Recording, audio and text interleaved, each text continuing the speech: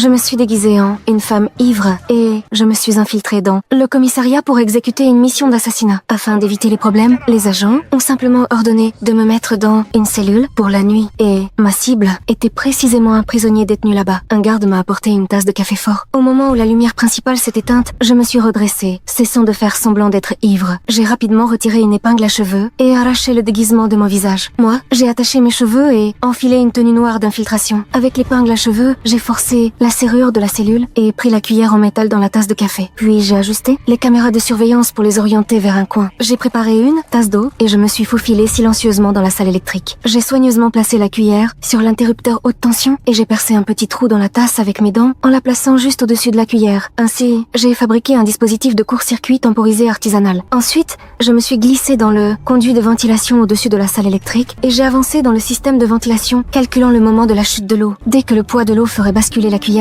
j'utiliserais cet instant de coupure de courant pour m'échapper. Mais alors que je me déplaçais entre les pales du ventilateur, un garde a remarqué une anomalie. Il a immédiatement couru vers la salle électrique pour rétablir le courant et les pales du ventilateur ont commencé à tourner tandis que je continuais d'avancer. Ma tête a failli être tranchée sur le champ. Heureusement, à la dernière seconde, juste avant que le système ne redémarre, j'ai réussi à passer in extremis. J'ai continué à ramper dans le conduit jusqu'à atteindre au-dessus des toilettes. Il y avait un garde en dessous.